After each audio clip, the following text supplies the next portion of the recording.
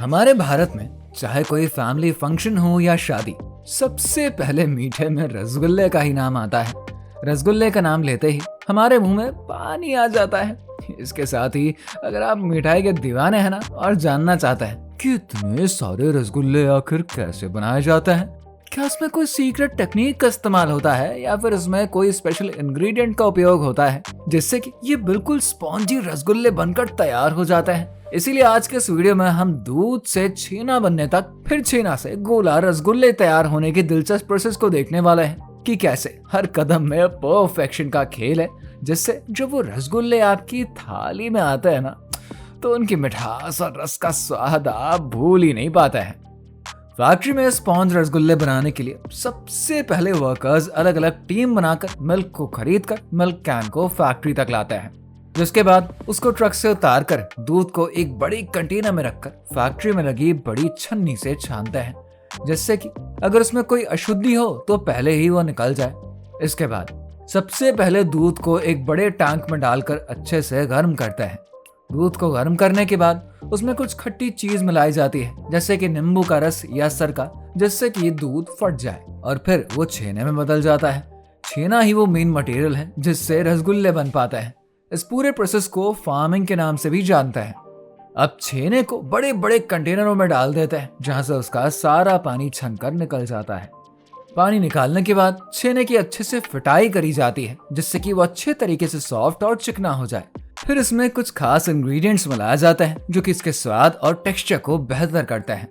इसके बाद अगला स्टेप है छेने को रसगुल्ले की गोलियों में बदलने का।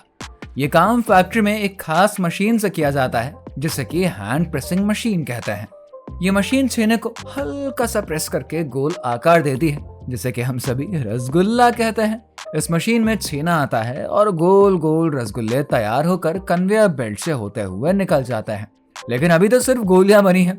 असली रसगुल्ले बनने के लिए इन्हें चाशनी में अच्छे से पकाना है, और चाशनी बनाने के लिए हमें सही मात्रा में चीनी और पानी को बड़े से कंटेनर में रखकर पकाना है, जिससे कि चाशनी की कंसिस्टेंसी बनी रहे। इसके लिए इन रसगुल्लों को फैक्ट्री में बड़े बड़े कंटेनर में डालकर हाई प्रेशर के साथ कुक किया जाता है, जिससे कि इनका स्वाद और बनावट और भी बेहतर होता है। जब एक बार रसगुल्ले पक जाते हैं तब उनको एक खास टेम्परेचर पर रखते हैं, जिससे कि वो अपनी रसदार बनावट को बनाए रख पाते हैं।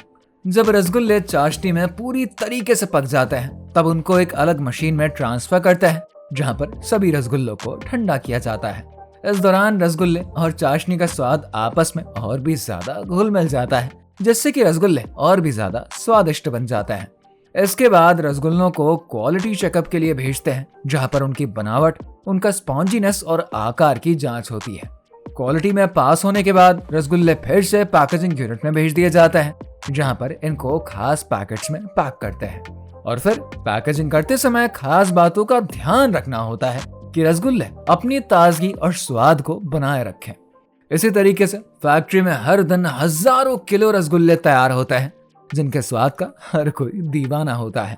इसके बाद रसगुल्ले को ट्रक में लोड करके मार्केट में भेज देते हैं, जिसके बाद आप सभी लोग अपने नजदीकी मार्केट से इसको खरीद कर मजा लेते हैं। अब आप भी समझ गए होंगे कि रसगुल्ले क्यों इतने ज्यादा खास होते हैं और क्यों लोग इन्हें इतना ज्यादा पसंद करते हैं।